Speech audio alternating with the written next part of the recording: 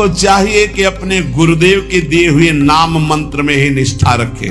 स्वप्न में क्या, जागृत में आके ब्रह्मा भी उपदेश कर दे तो अपने गुरु के वचनों को नहीं टाल सकते, तभी उपासक आगे बढ़ता है। नहीं माया रौंद देगी, चल के देख ले कोई। अगर गुरु के वचनों में विश्वास हो तो बिना नाम के भी कल्याण हो जाता है, ऐसे साधारण बोल देने पर। एक सीधा साधा गांव का भगत कभी कथा नहीं सुनता था, गाय चराता था गांव की। तो एक दिन और गोपाल जो गाय चराने वाले थे, उन्होंने कहा यार कभी तो कथा सुन लो, रात दिन पशुओं के पीछे घूमते हो, पशु बुद्धि, कभी तो कथा सुन लो। तो एक दिन सोचा दोपहर के भोजन गांव में पाएंगे जाके अपने घर में, और कथा हो रही वहीं से निकल लेंगे, जो सुन लेंगे तो सुन लेंगे। खड़े खड़े वहां चर्चा चल रही थी, जिसने मनुष्य जन्म लेकर के गुरु मंत्र नहीं लिया और नाम जब भगवान का नहीं किया, उसका जीवन मुर्दा, व्यर्थ जीवन।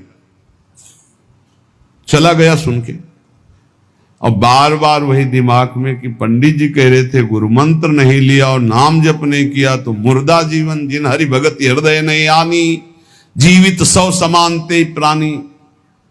दूसरे दिन फिर गया, कहा पंडित जी आपने कल कथा में कहा था गुरु मंत्र ले लेना चाहिए, नहीं तो जीवन मुर्दा हो जाता है, बेकार जीवन रहता है।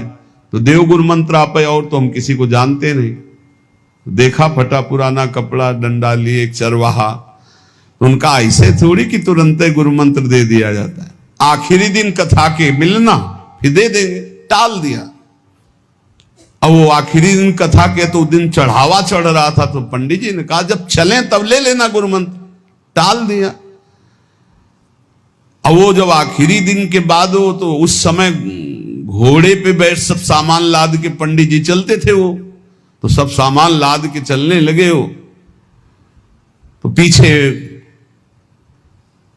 पंडित जी आप जो कह रहे थे कि गुरु मंत्र देंगे, आप गुरु मंत्र दे दीजिए।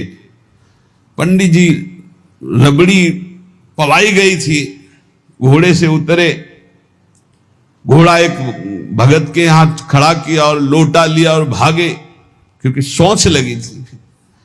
अब वो भगत किसान आदमी, गांव का गंवार आदमी पीछे लगे, पंडित जी अरे गुरु मंत्र दे दो, कितने दिन से टहला रहे हो आप। अरे उनका यार मतलब सोच का पैसा, तू गुरु मंत्र की बात कर।